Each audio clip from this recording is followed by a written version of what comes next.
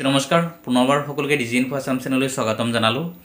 ইতিমধ্যে মুখ্যমন্ত্ৰী জীৱন প্ৰেৰণা যিটো আঁচনি আছে, যিটো আঁচনিৰ দ্বাৰা যিসকলে ইতিমধ্যে PhD কৰি আছে বা যিসকলে ইতিমধ্যে ৰিচাৰ্চ কৰি আছে তেওঁলোকক চৰকাৰে এটা টকা প্ৰদান কৰিব।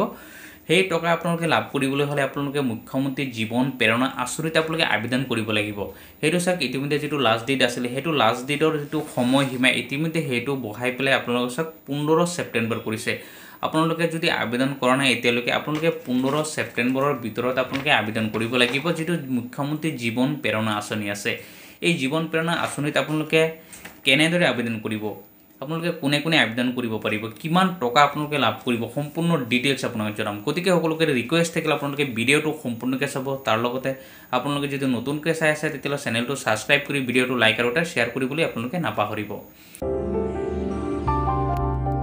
এতিয়া চাওক মুখ্যমন্ত্ৰী জীৱন প্ৰেৰণা যিটো আঁচনি আছে, জীৱন প্ৰেৰণা আঁচনিত আপোনালোকে যদি এতিয়ালৈকে আবেদন কৰা নাই তেতিয়াহ'লে আপোনালোকে 15 ছেপ্টেম্বৰৰ ভিতৰত আপুনি আবেদন কৰিব লাগিব। তেতিয়া যদি আপোনালোকে আবেদন কৰে তেতিয়াহ'লে আপোনালোকে 25,000ৰ পৰা 40,000 টকা আপোনালোকে এককালীন যিটো সাহায্য সেইটো আপোনালোকে লাভ কৰিব। এতিয়া চাওক যিটো মুখ্যমন্ত্ৰী জীৱন প্ৰেৰণা আঁচনি আছে, এই জীৱন প্ৰেৰণা আঁচনিত যিটো অন্তিম সময়সীমা দিছে সেইটো 15 ছেপ্টেম্বৰত নিশা 12 বজালৈকে আপোনালোকে আবেদন কৰিব পাৰিব। 12 বজাৰ পিছত আপোনালোকে আৰু আবেদন কৰিব নোৱাৰে, কাৰণ ইয়াৰ পিছত আৰু কোনো ধৰণৰ সময়সীমা বৃদ্ধি নকৰে এতিয়ালৈকে যদি আপোনালোকে আবেদন কৰা নাই। ইয়াৰ কাৰণে যিটো ৱেবছাইট আছে, যিটো লিংক আছে, মই সেই লিংকটো ডিছক্ৰিপশ্যন বক্সত দি দিম, আপোনালোকে তাৰ পৰা গৈ ডাইৰেক্ট গৈ আপোনালোকে আবেদন কৰিব পাৰিব। এতিয়া চাওক মুখ্যমন্ত্ৰী জীৱন প্ৰেৰণা যিটো আঁচনি আছে ইয়াত কোনে কোনে আবেদন কৰিব পাৰে। এতিয়া চাওক আবেদন কৰিবলৈ হ'লে তেওঁ অসমৰ স্থায়ী বাসিন্দা হ'ব লাগিব। 1 নম্বৰ যিটো আছে তেওঁ অসমৰ স্থায়ী বাসিন্দা হ'ব লাগে, তেতিয়াহ'লে তেওঁ আবেদন কৰিব পাৰিব।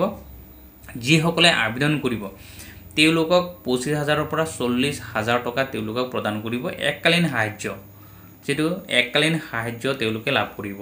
এতিয়া চাওক মুখ্যমন্ত্ৰী জীৱন প্ৰেৰণা আঁচনিৰ জৰিয়তে বিভিন্ন কামত যিসকলে নিয়োজিত হৈ আছে, যিসকলে বিভিন্ন কামত তেওঁলোকে ৰিচাৰ্চ কৰি আছে, PhD কৰিছে, তেওঁলোকেহে এই আঁচনিৰ দ্বাৰা তেওঁলোকে আবেদন কৰিব পাৰিব বা এই আঁচনিৰ দ্বাৰা তেওঁলোকে এইটো সাহায্য যিটো প্ৰদান কৰিব সেইটো লাভ কৰিব পাৰিব।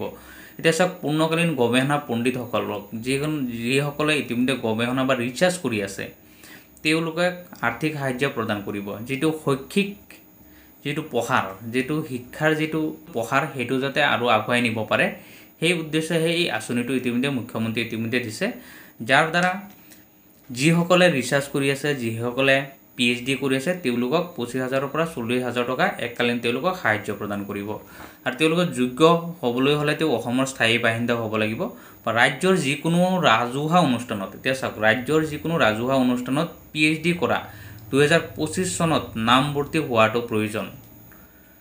তেওঁ অসমৰ বাসিন্দা হ'ব লাগিব। তাৰ লগতে তেওঁ অসমৰ যিকোনো শিক্ষা অনুষ্ঠানত তেওঁ PhDৰ কাৰণে তেওঁ নামভৰ্তি কৰিব লাগিব। সেইটো নামভৰ্তি 2025 চনত হ'ব লাগিব। তেতিয়াহ'লেহে এই যি আঁচনি আছে এই আঁচনিৰ দ্বাৰা তেওঁলোকে যি টকা প্ৰদান কৰিব সেই টকাটো আপোনালোকে লাভ কৰিব। গতিকে যি স্কেল পৰ্টেল আছে এই স্কেল পৰ্টেলৰ দ্বাৰা আপোনালোকে অনলাইনত আবেদন কৰিব লাগিব। গতিকে যিসকলে এতিয়ালৈকে আবেদন কৰা নাই আপোনালোকে অনলাইনত জৰিয়তে আপোনালোকে আবেদন কৰক। আবেদন কৰাৰ পিছত চৰকাৰে আপোনালোকক যিটো সাহায্য প্ৰদান কৰিব এককালীন সেইটো আপোনালোকে লাভ কৰিব। আৰু সেইটো আপোনালোকে আবেদন কৰিবলৈ যিটো সাইট আছে, যিটো লিংক আছে, লিংকটো মই ডিছক্ৰিপশ্যন বক্সত দি দিম, আপোনালোকে গৈ ডাইৰেক্ট আপোনালোকে আবেদন কৰিব পাৰিব। ইয়াৰ বাহিৰত যদি আপোনালোকে এই মুখ্যমন্ত্ৰী জীৱন প্ৰেৰণা আঁচনিৰ বিষয়ে আপোনালোকে জানিব লাগে আপোনালোকে ভিডিঅ'ত কমেণ্ট কৰিব, বাকীখিনি আপোনালোকক সেইখিনি জনাবলৈ মই চেষ্টা কৰিম। ধন্যবাদ।